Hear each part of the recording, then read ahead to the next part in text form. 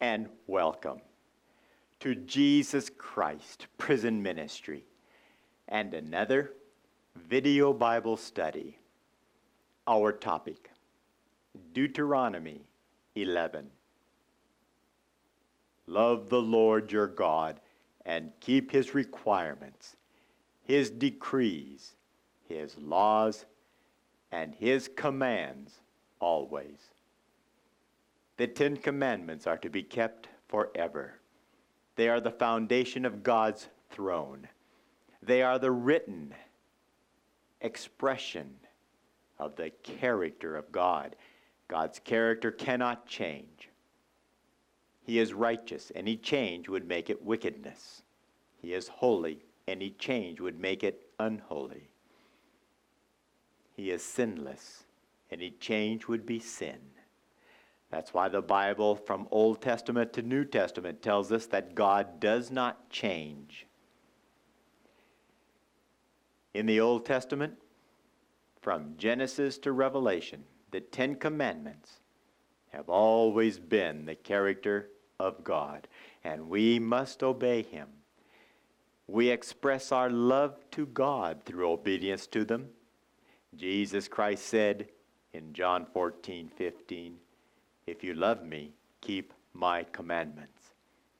Jesus is the God of the Old Testament, and that has been his expression from Genesis to Revelation. If we love him, obey his 10 Commandments. Remember today that your children were not the ones who saw and experienced the discipline, the Lord your God, his majesty, his mighty hand, his outstretched arm, the signs he performed and the things he did in the heart of Egypt, both to Pharaoh, king of Egypt, and to his whole country, what he did to the Egyptian army, to its horses and chariots, how he overwhelmed them with the waters of the Red Sea as they were pursuing you, and how the Lord brought lasting ruin on them. It was not your children who saw what he did for you in the desert until you arrived at this place, and what he did to Dathan and Abiram, sons of Eliab, and the Reubenite. When the earth opened its mouth right in the middle of all Israel and swallowed them up with their households, their tents, and every living thing that belonged to them. But it was your own eyes that saw all these great things the Lord has done. For many of us who are older, our children have not seen the workings of the Lord in our lives. We need to take time to share with our children the blessings and the workings and the disciplining of the Lord in our lives, so that we learn to trust him and obey him. Turn off the TV, turn off the songs and the radio and the church and all these worldly things. Come back to God. Spend time with him and watch the blessings flow in your life. Observe, therefore, all the commands I am giving you today, so that you may have the strength to go in and take over the land that you are crossing, the Jordan, to possess, and so that you may live long in the land that the Lord swore to your forefathers to give to them and their descendants, a land with milk and honey. God wants to bless you. He wants to prosper you. He wants you to take over a new land. The old land you've been living in has caused nothing but problems, health problems, social problems, economic problems. Okay? God wants you to take over a new land now, a new life. If you will be obedient to his 10 Commandments, you will have the strength to do that. The land you are entering to take over is not like the land of Egypt from which you have come, where you planted your seed and irrigated it by foot as a vegetable garden. But the land you are crossing the Jordan to take possession of is a land of mountains and valleys that drinks rain from heaven. It is a land the Lord your God cares for. The eyes of the Lord your God are continually on it from the beginning of the year to its end. in the old land that we have been living in. It is all about what we can do. We take our feet and try to earn our own vegetable gardens and grow them, and we do the work ourselves. But the land that God wants us to go into, the land, the new creation He wants us to live, it is a whole new land, a whole new world that we can enter into right now. A whole new life. God will send the blessings. All we have to do is cooperate with Him and learn how to live His perfect, righteous, sinless, commandment-keeping life. And you will find that God will do the work for you. It is a land the Lord your God cares for. The eyes of the Lord your God are continually on it from the beginning of the year to its end. So if you faithfully obey the commands I am giving you today, to love the Lord your God and to serve Him with all your heart and with all your soul, then I will send rain on your land in its season, both autumn and spring rains, so that you may gather in your grain, new wine, and oil. I will provide grass in the fields for your cattle, and you will eat and be satisfied. Oh, God wants to bless you so much. The devil wants to bless you to a degree, in a sense, but his blessings can be destroyed. They don't last. God's blessings, if we are faithful to Him, if we are obedient to Him, if we will love Him with all of our heart and soul. That's not a New Testament command. That's an Old Testament command. In the Old Testament, we were to, they were to, all of us, keep God's commandments in our heart and soul. We were to live them, not just memorize them, but live them. And then the spring rains and the autumn rains, they are allegories of the blessings that God wants to pour out upon us. If you have not experienced those blessings, if your life is full of trouble, sickness, economic problems, God wants to turn it around. Turn off the world, get on your knees, open up this book, come to our website, watch our videos, listen to the Bible studies, and if you will obey them, God will heal you, bless you, take care of you. Be careful, or you will be enticed to turn away and worship other gods and bow down to them. How easy it is today to be enticed.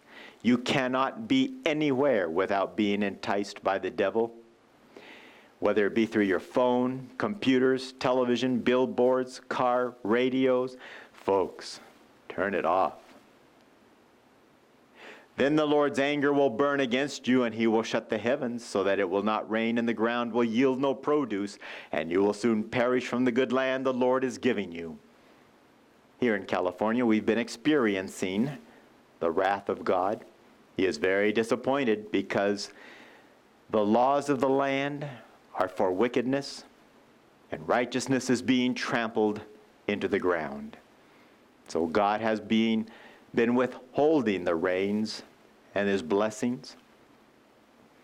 But if we will turn back to God and be obedient to Him, obeying His 10 commandments, and putting right laws back on the books, God will bless. Fix these words of mine in your hearts and minds. Tie them as symbols on your hands and bind them on your foreheads. Teach them to your children, talking about them when you sit at home and when you walk along the road, when you lie down and when you get up. This concept of writing them on the hand and on the forehead is simply symbolic of the fact that we are to do and we are to think all that is required of God. Our whole lives are to be under His command, and we are to be obedient to them. Write them on the door frames of your houses and on your gates, so that your days and the days of your children may be many in the land that the Lord swore to give your forefathers, as many as the days that the heavens are above the earth. We need to share with our children. We need to train them up appropriately in God. Turn off the worldly contraptions. Lift their hearts to Jesus if you want to save them. If you carefully observe all these commands I'm giving you to follow, to love the Lord your God, to walk in all his ways, and to hold fast to him, then the Lord will drive out all these nations before you, and you will dispossess nations larger and stronger than you. Every place where you set your foot will be yours. Your territory will extend from the desert to Lebanon and from the Euphrates River to the western sea. No man will be able to stand against you. The Lord your God, as he promised you, will put the terror and fear of you on the whole land wherever you go. Whatever you do, if you do it as God commands, if you are living for him in your work, in your play, in your society, in your home, God will tear down all barriers that are against you. If you live for Jesus, he'll make your way plain. See, I am setting before you today a blessing and a curse. The blessing, if you obey the commands of the Lord your God that I'm giving you today. The curse, if you disobey the commands of the Lord your God and turn from the way that I command you today by following other gods which you have not known. Jesus Christ came and said, I am the way, the truth, and the life. He came and demonstrated to us how to live these commandments perfectly. We need to study his life. We need to learn how to be obedient to his Father in the 10 Commandments as Jesus was. Jesus did not sin, and he commands us to follow him. When the Lord your God has brought you into the land you are entering to possess, you are to proclaim on Mount Gerizim the blessings, and on Mount Ebal the curses. As you know, these mountains are across the Jordan, west of the road toward the setting sun, near the great trees of Merah, in the territory of those Canaanites living in the Arabah, in the vicinity of Gilgal. You are about to cross the Jordan to enter and take possession of the land the Lord your God is giving you. When you have taken it over and are living there, be sure that you obey all the decrees and laws I am setting before you today. If you will be sure every morning, lunch, supper, and nighttime, that you are obeying the 10 Commandments, study them, read them. They're in Exodus 20. Obey every word. Don't neglect. And God will pour out such blessings upon you that you will not be able to hold them. And so I pray today that you will take the time now, turn off the world that has nothing to offer you, even though it may be enticing. It's just an empty, rotten shell. We are to use the world. We are not to let the world use and abuse us.